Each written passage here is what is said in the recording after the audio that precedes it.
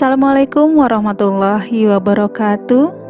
Jumpa kembali bersama saya Diah Nurmalasari dalam pelajaran Bahasa Indonesia kelas 8 semester 1. Mudah-mudahan kondisi kalian masih sama seperti pekan lalu, dalam kondisi yang sehat, semangat, dan siap mengikuti serta menyimak pelajaran bahasa Indonesia.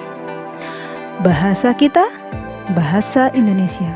Bangga menjadi penutur bahasa Indonesia. Materi kita hari ini berkaitan dengan kaidah kebahasaan teks berita. Pekan lalu kalian sudah menyimak dan mempelajari tentang unsur-unsur berita dan struktur teks berita. Alangkah baiknya sebelum kalian menyimak lebih lanjut, kalian berdoa sesuai dengan agama dan kepercayaan kalian masing-masing. Ini adalah kompetensi dasar pengetahuan dan kompetensi dasar keterampilan yang harus kalian ketahui.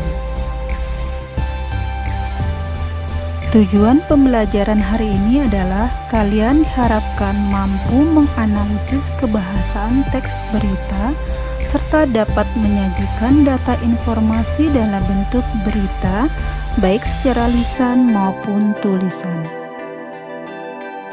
Menu pelajaran hari ini adalah kaidah kebahasaan teks berita.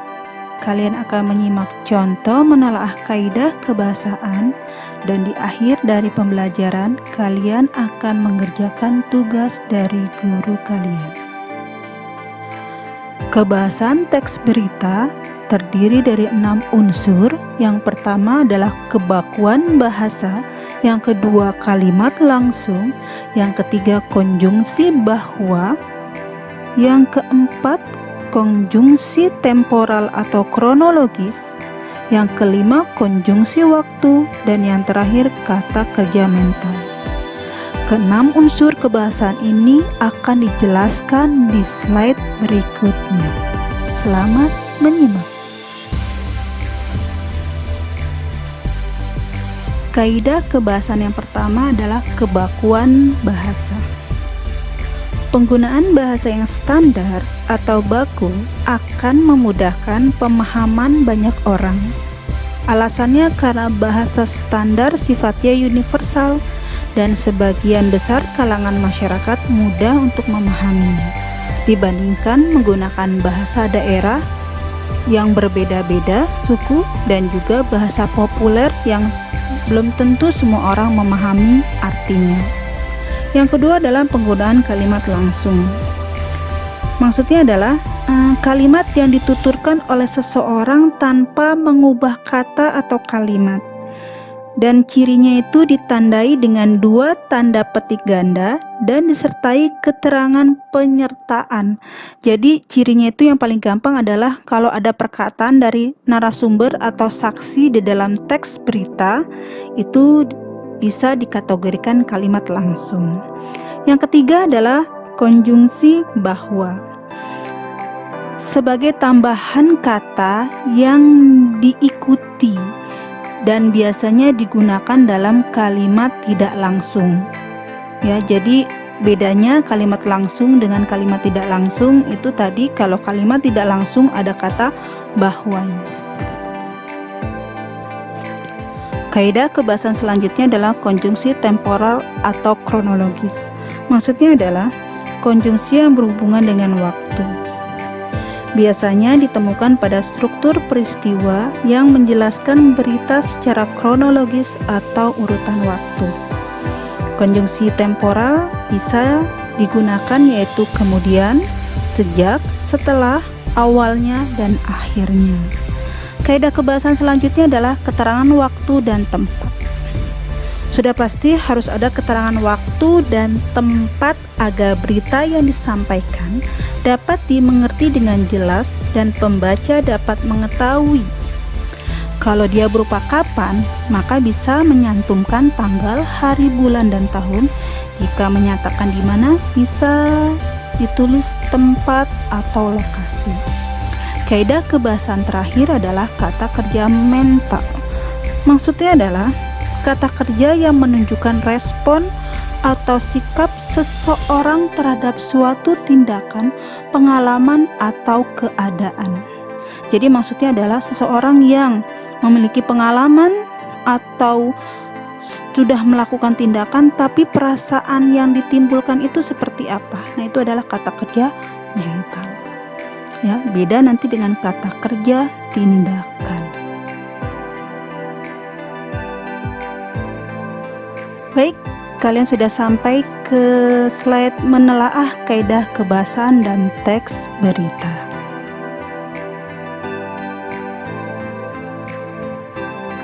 Baik, ini adalah contoh menelaah struktur teks berita. Kaidah kebahasaannya kebakuan bahasa, contoh kutipannya tunawisma, apotek, silakan.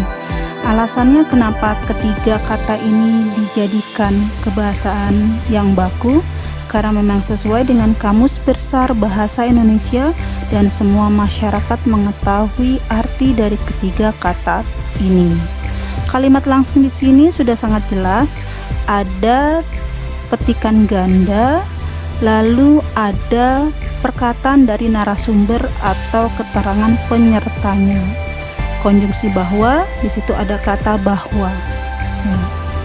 Lalu konjungsi temporal, di situ ada kata kemudian dan ditulis secara kronologis. Keterangan waktu, ada alasan waktu berupa hari. Kata kerja mental di situ merasa, karena merasa merupakan ekspresi sikap atau respon seseorang terhadap suatu pengalaman yang dia alami. Ya, jadi merasa itu kata kerja mental. Tapi kalau menulis, nah menulis bukan kata kerja mental, tapi kata kerja tindakan. Jadi kata kerja mental itu mengekspresikan. Ini adalah teks berita untuk tugas slide ke-14. Kalian simak dan kalian baca dengan seksama.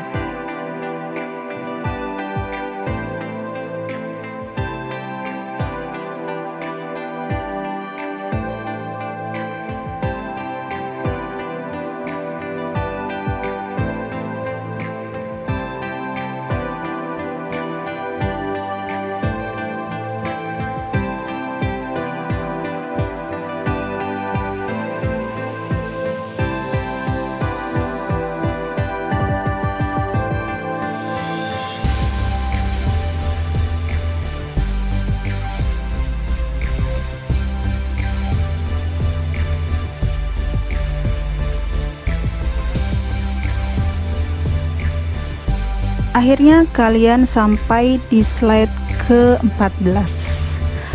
Kalian diminta dapat mengidentifikasi sekaligus menelaah yang manakah bagian kebahasaan dari teks berita di slide ke-12 sampai 13. Mulai dari kebakuan bahasa sampai kata kerja mental. Contohnya sudah Busari tayangkan dan kalian sudah simak tadi. Jadi seperti itu cara menelaah unsur kebahasaan teks berita. Mudah-mudahan kalian bisa mengerjakannya dan mendapatkan hasil yang memuaskan. Mau kutipan kalimatnya 1, 2, 3? Berdasarkan identifikasi dan menelaah kalian di dalam teks berita. Berakhir sudah pembahasan materi teks berita. Sudah 3 pekan kalian menyimak dan mempelajari mulai dari unsur-unsur berita, struktur teks berita, dan kaidah kebahasaan. Mudah-mudahan kalian bisa memahaminya dan bisa kalian aplikasi pada saat kalian menyaksikan peristiwa atau mengalami peristiwa atau kejadian yang bisa kalian tulis menjadi teks berita. Pekan depan kalian akan mendapatkan materi baru, yaitu tentang teks iklan, poster, dan slogan. Kita akhiri perjumpaan kita dengan mengucapkan alhamdulillahirabbil alamin. Assalamualaikum warahmatullahi wabarakatuh. Tetap semangat dan tetap sehat.